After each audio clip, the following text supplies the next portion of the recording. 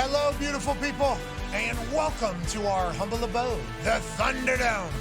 On this college football playoff eve Thursday, December 18th, 2025, this program begins now. Football Is magical, and tonight on Amazon Prime, the NFL is delivering a fastball, 108 on the tape. Rams, Seahawks in Seattle. We kick off the college football playoff.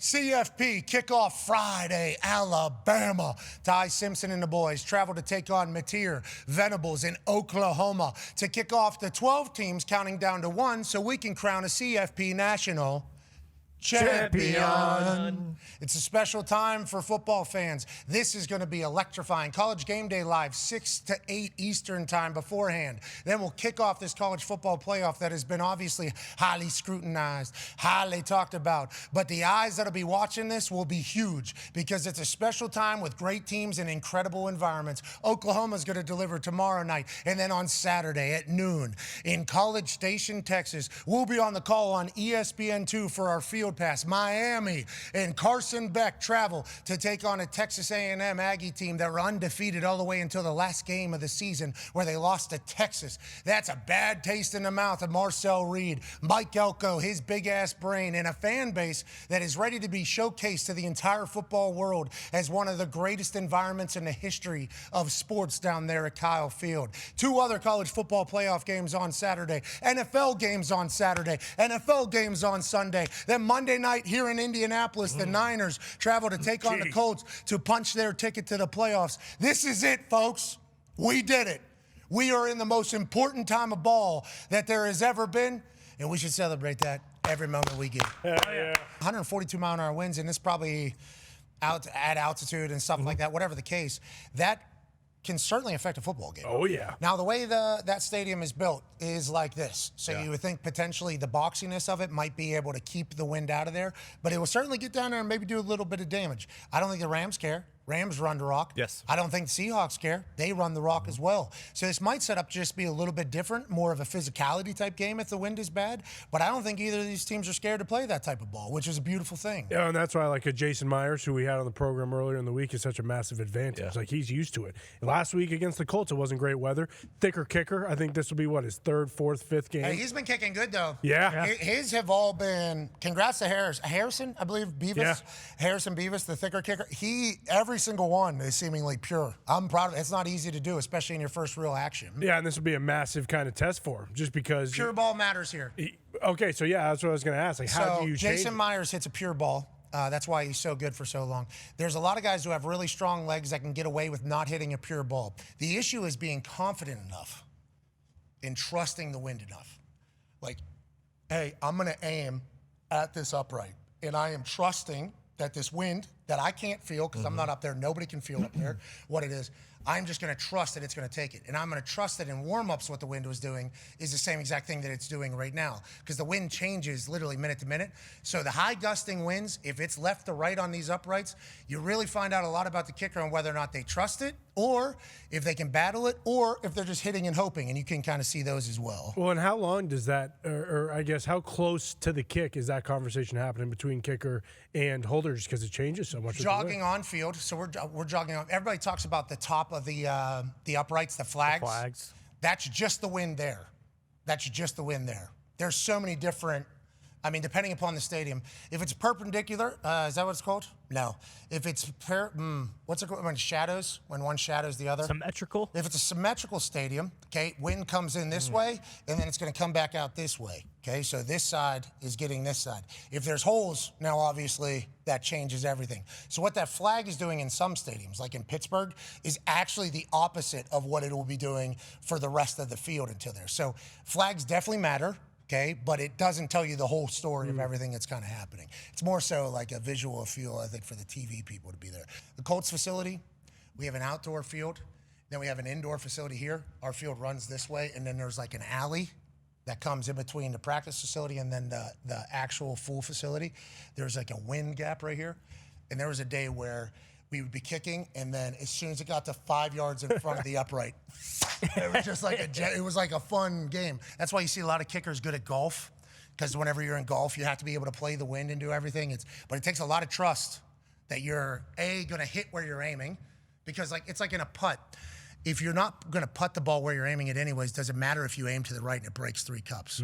Like if it breaks 2 cups, but you hit that thing 4 cups, does it matter what it was going to do anyways? Not at all. Exactly. So, you have to have enough trust that you're going to be able to hit to where you're aiming, first of all.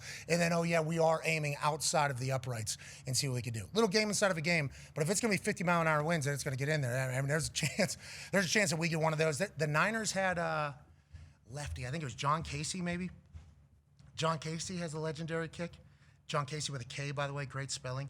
He has a kick where the ball, I think it's like a It's like a 20-yard, bend. Yeah. I think it goes in. I think if I'm not mistaken, I think the Bears have a couple in their history. Well, this is why I was excited, for him to end up in Pittsburgh. I think he just was a tremendous fit in all the way around. You got a team that's, in my view, has one of the top defenses each and every year, and the ability this time of year to have your defense that's always going to keep you in the game, and there's no one else you'd want to have the ball in a 2-minute drill. So just from a basic general outlook, I thought this was a tremendous fit. But yeah, you're seeing a big part of this guy's his greatness. I mean, his game management and just the reps and in the detail that he puts into this. I mean, that's the way he's played for well over a decade. So and it's just reps, and they do really look good. I've really liked the way they played the last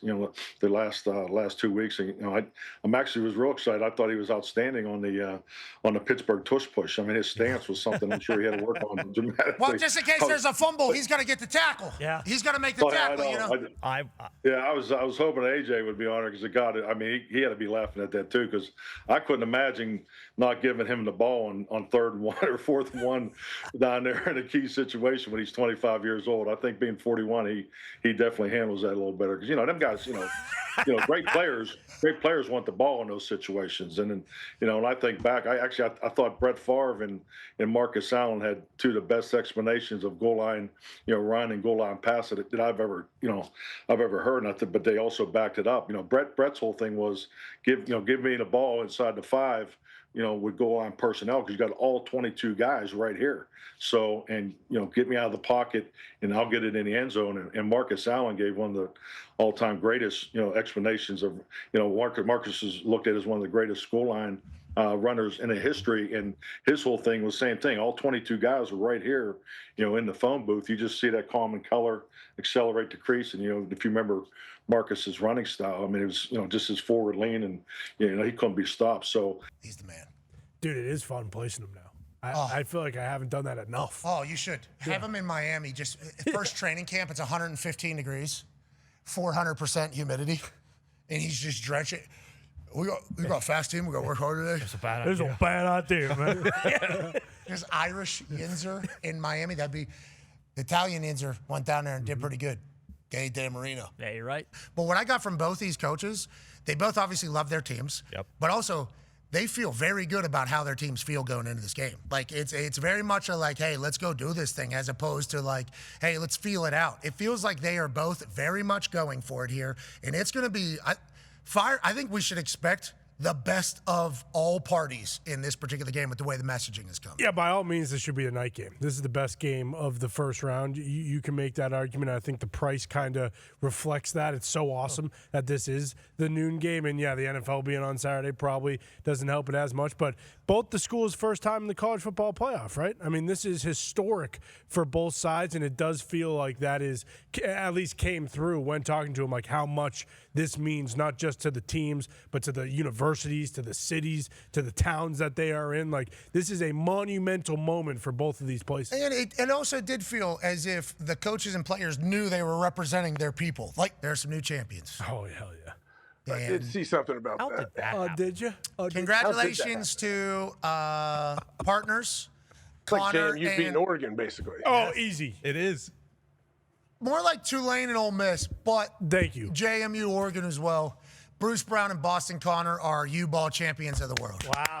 I mean, I can't even begin to tell you how good this thing feels. I do now know, AJ, I think you can speak to this, Jim Tressel holding that diamond football. That's exactly how this thing feels. And Bruce, let me just say, 9-5 game. Bruce puts one in the cup, 11-5. That's how we get to 11. It was all Bruce. That's how we got there. Bone and D-Bud, I think we can all agree.